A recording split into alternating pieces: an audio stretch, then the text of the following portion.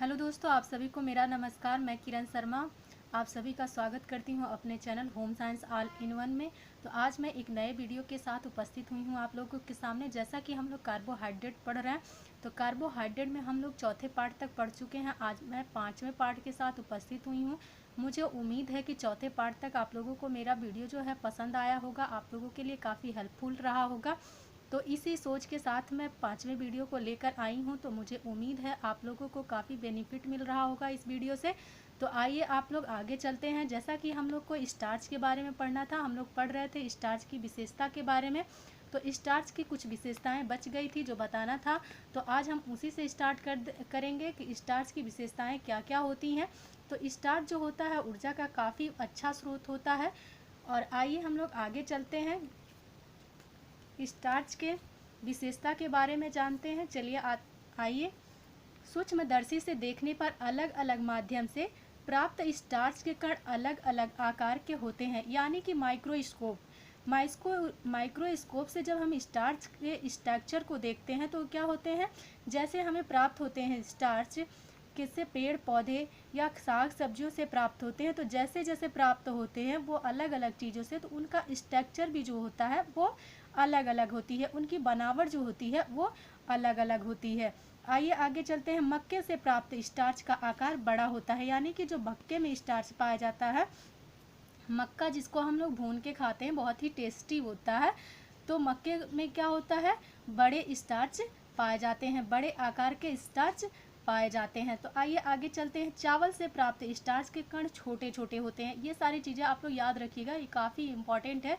ये बेसिक चीज़ पे आप लोगों को याद भी होना चाहिए। चावल से प्राप्त स्टार्च के कण कैसे होते हैं, बहुत छोटे छोटे होते हैं। गेहूं में मध्यम आकार के स्टार्च पाए जाते हैं, यानी कि गेहूं में कैसे स्टार्च पाए जाते हैं, ना ही बहुत छोटे स्टार्च के कण होते हैं, ना ही बहुत बड़े होते हैं। स्टार्च के कण जो होते हैं मध्यम आकार के होते हैं। तो ये सब पौधे के अलग अलग गुण के कारण होते हैं, यानी कि जब हम लोग जो स्टार्च लेते हैं, साग सब्जी लेते हैं, तो क्या होते हैं, पौधे में जो अलग अलग गुण प्राप्त होते हैं उनके अनुसार ही स्टार्च के कण भी बड़े छोटे मध्यम आकार के होते हैं। तो आइए आगे चलते हैं। अलग अलग स्टार्च का स्वाद अलग अलग होता है, यानी कि स्वाद अलग अलग होता है। कुछ स्टार्च मीठे होते हैं, कुछ तीखे होते हैं, कुछ खट्टे होते हैं, यानी कि जैसे जैसे स्टार्च अलग अलग होते हैं उनका स्वाद भी अलग अलग होता है। अलग अलग स्टार्च पानी में घुलनशीलता भी अलग अलग होती है, यानी कि जैसा उनका स्ट्रक्चर होता है, जैसा उनका स्वाद होता है, उसी के अकॉर्डिंग इनकी घुलनशीलता भी जल में अलग अलग होती है। कुछ स्टार्च जो होते हैं जल में कम घुलते हैं, कुछ अधिक घुलते हैं, कुछ मध्यम आकार से ये जल में घुलनशील होते हैं।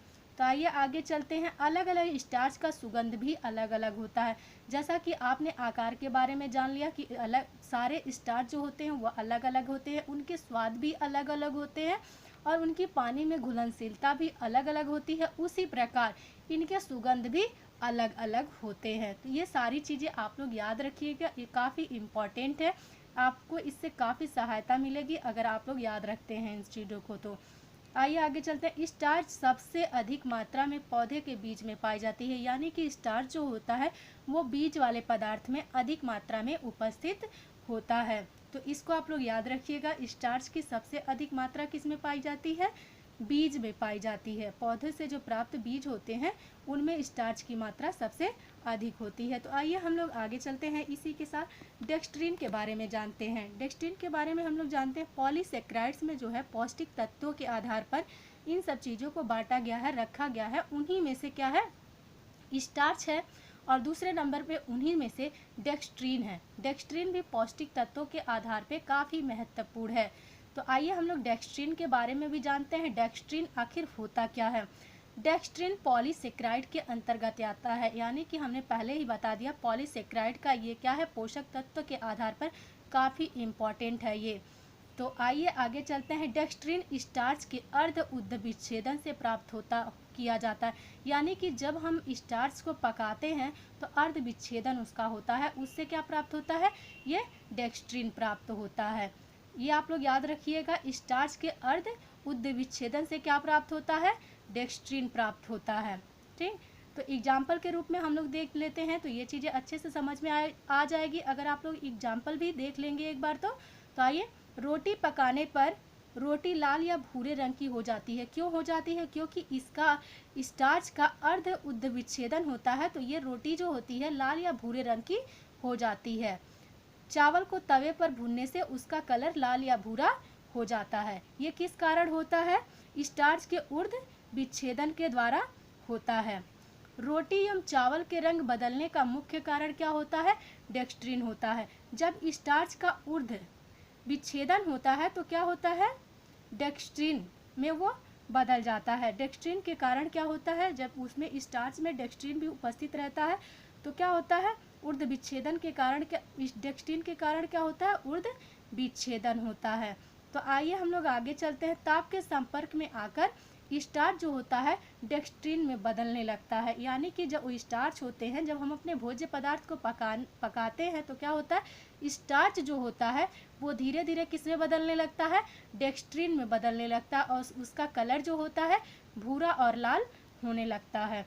तो आइए हम लोग, ये इम्पॉर्टेंट चीज़ है, इसको जानते हैं। जब हम रोटी को चबा चबा कर खाते हैं, यानी कि किसी भी भोज्य पदार्थ को हमको चबा चबा के खाना पड़ता है। क्यों खाना पड़ता है? क्योंकि हमारे शरीर में उसका पाचन अच्छे से हो सके। तो कुछ देर में रोटी क्या होने लगती है? मीठी होने लगती है। इसका मुख्य कारण डेक्स्ट्रीन ही होता है। जब हम किसी भी चीज़, रोटी को चबा चबा कर खाते हैं तो रोटी कुछ देर में मीठी लगने लगती है। ये किसके कारण होता है? डेक्स्ट्रीन के कारण होता है। तो आइए आगे चलते हैं। रोटी लार में मिल जाता है।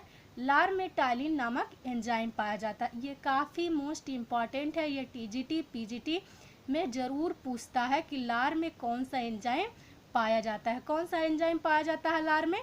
टाइलिन नामक एंजाइम पाया जाता है। टाइलिन पके हुए स्टार्च पर क्रिया करके उसे डेक्स्ट्रीन में बदल देता है। यानी कि टाइलिन जो है वो पके हुए स्टार्च पे, यानी कि जब रोटी होती है पक जाती है तो उसको क्या, किस में बदल देता है?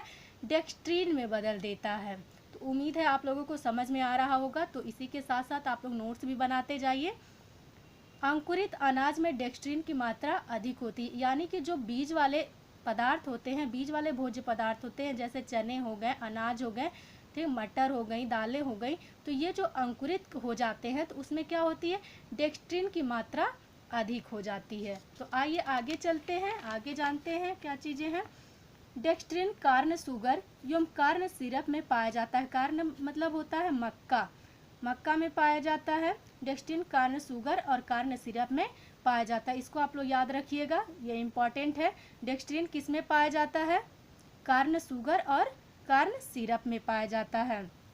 यह स्टार्च से कम जटिल होता है। यानी कि स्टार्च जो होता है वो जटिल होता है, उसको पचने में टाइम लगता है, और ये डेक्स्ट्रीन जो होता है ये स्टार्च से कम जटिल होता है। छोटी आंत में एमाइलेज की उपस्थिति में जब स्टार्च का उद्ध विच्छेदन होता है तो पहले डेक्स्ट्रीन में, फिर ये मल्टोज में बदल जाता है। आइए एक बार और देख लेते हैं। जब किसी भी चीज़ को हम लोग खाते हैं तो वो छोटी आंत में जाती है, तो एमाइलेज की उपस्थिति में, एमाइलेज जो होती है वो भोजन को पचाने का कार्य करती है। में जब स्टार्च का उद्ध विच्छेदन हो जाता है, यानी कि जब स्टार्च पचने लगता है तो पहले किस में बदलता है? डेक्स्ट्रीन में बदलता है, फिर किस में बदलता है? मल्टोज में बदलता है। इसको आप लोग याद रखिएगा। मल्टोज माल्टेज एंजाइम की क्रिया में ग्लूकोज में बदल जाता है। किस में बदल जाता है? मल्टोज माल्टेज एंजाइम की क्रिया के द्वारा ग्लूकोज में बदल जाता है। तो ये सारी चीज़ें आप लोग को याद करने वाली है। बिना याद किए आप लोग नहीं जानकारी रख पाएंगे। तो प्लीज़ आप लोग चैनल को देखिए और टाइम देकर देखिए, ताकि आप लोग इसको अच्छे से चीज़ों को याद कर सकिए। तो आइए हम लोग और भी पॉलीसेक्राइड्स के पौष्टिक तत्वों के आधार पर इम्पॉर्टेंट चीज़ों को जानते हैं। क्या चीज़ है? और ग्लाइकोजन, ग्लाइकोजन के बारे में अब हम लोग जानेंगे। ग्लाइकोजन क्या होती है? तो आइए हम लोग जानते हैं। ग्लाइकोजन को प्राणिज भोज्य पदार्थ भी कहते हैं। यानी कि ग्लाइकोजन जो होता है वो प्राणिज भोज्य पदार्थ से ज़्यादा मात्रा में पाया जाता है। ग्लाइकोजन पेड़ पौधे में नहीं पाया जाता है। यानी कि ये कह सकते हैं कि ये ग्लाइकोजन जो होता है वो पेड़ पौधे से नहीं प्राप्त होता है। ये सिर्फ क्या है? प्राणिज भोज्य पदार्थ है ग्लाइकोजन। ग्लाइकोजन जीवित जानवरों के यकृत एवं मांसपेशियों में पाया जाता है। यानी कि जो जानवर होते हैं ये ग्लाइकोजन जो होता है उनके यकृत और मांसपेशियों में उपस्थित रहता है। जब मनुष्य इसको लेता है तो उनसे ये चीज़ें ग्लाइकोजन मनुष्य में मिलती है। तो आइए हम लोग आगे चलते हैं। भोजन करने के बाद पाचन होने पर ग्लूकोज का निर्माण होता है, यानी कि जब हम भोजन करते हैं तो एमाइलेज की उपस्थिति में जब भोजन का पाचन होता है तो ये क्या होता है, ग्लूकोज का निर्माण करता है और हमारे शरीर को एनर्जी देने का कार्य करता है। तो आइए आगे चलते हैं। इससे रक्त में ग्लूकोज की मात्रा बढ़ जाती है। आवश्यकता से अधिक ग्लूकोज होने पर ग्लाइकोजन में बदल जाता है, यानी कि जब हमारे शरीर में आवश्यकता से अधिक ग्लूकोज हो जाता है तो क्या होता है, यह ग्लाइकोजन में बदल जाता है। आइए आगे चलते हैं। यकृत और मांसपेशियों में संग्रहित हो जाता है, यानी ग्लूकोज जो होता है वो ग्लाइकोजन में बदलकर यकृत और मांसपेशियों में क्या हो जाता है, संग्रहित हो जाता है। क्यों संग्रहित होता है, क्योंकि जब कभी हम व्रत रहते हैं या उपवास रखते हैं या कोई बीमारी हो जाती है, यात्रा के समय हमें भोजन नहीं मिल पाता है, तो वहाँ पे ग्लाइकोजन क्या करता है, जो ग्लाइकोजन जमा रहता है वो ग्लूकोज में परिवर्तित हो जाता है और शरीर को एनर्जी देने का कार्य करने लगता है। तो आइए और भी आगे चलते हैं, आगे जानते हैं और भी चीज़ें जो इम्पॉर्टेंट है। तो आइए, ग्लाइकोजन का संग्रह केवल यकृत तथा मांसपेशियों में ही होता है। तो आप लोग इसको याद रखिएगा, ग्लाइकोजन का संग्रह कहाँ पे होता है, यकृत तथा मांसपेशियों में होता है। इसके अलावा शरीर में ग्लाइकोजन का कहीं भी संग्रह नहीं होता है। एक स्वस्थ व्यक्ति के शरीर में 550 ग्राम तक ग्लाइकोजन जमा रहता है। इसको आप लोग याद रखिएगा, एक स्वस्थ व्यक्ति के शरीर में कितना ग्लाइकोजन जमा रहता है, 550 ग्राम ग्लाइकोजन जमा रहता है। ग्लाइकोजन मांसपेशियों में 350 ग्राम उपस्थित रहता है। मांसपेशियों में कितना ग्लाइकोजन उपस्थित रहता है, 350 ग्राम। ये याद करने वाली चीज़ है, आप इसको याद रखिएगा, ध्यान में रखिएगा इसको। यकृत में ग्लाइकोजन 200 ग्राम उपस्थित रहता है। 200 ग्राम ग्लाइकोजन किस में उपस्थित रहता है, यकृत में उपस्थित रहता है। तो आइए, ग्लाइकोजन की 5000 से 10,000 इकाइयाँ मिलकर ग्लाइकोजन का निर्माण करती हैं, यानी कि ग्लूकोज जो होता है जो एनर्जी देने का कार्य करता है बॉडी को, तो ग्लूकोज में 5000 से 10,000 इकाइयाँ मिलकर क्या करती हैं, ग्लाइकोजन का निर्माण करती हैं। तो आप लोग इसको याद रखिएगा, ग्लूकोज की कितनी इकाइयाँ जो होती हैं मिलकर ग्लाइकोजन का निर्माण करती हैं, 5000 से 10,000 इकाइयाँ मिलकर ग्लाइकोजन का निर्माण करती हैं। ग्लाइकोजन के निर्माण में फ्रुक्टोज तथा ग्लाइकोटोज भी साथ देते हैं, यानी कि ये कह सकते हैं हम लोग, जब ग्लाइकोजन का निर्माण होता है ग्लूकोज की उपस्थिति में, ग्लूकोज की जो इकाइयाँ होती हैं वो मिलकर ग्लाइकोजन का निर्माण करती हैं, तो उस समय क्या होता है, फ्रुक्टोज भी साथ देता है और ग्लाइकोटोज भी साथ देता है इनका। तो आइए हम लोग आगे चलते हैं और भी चीज़ें पॉलीसेकेराइड के पौष्टिक तत्वों के बारे में जानते हैं। सेलुलोज जो होता है, सेलुलोज के बारे में हम लोग जानेंगे, सेलुलोज क्या होता है। तो आइए, सेलुलोज ग्लूकोज की कई इकाइयों से मिलकर बनते हैं। सेलुलोज जो होता है ग्लूकोज में कई इकाइयों से मिलकर बनता है।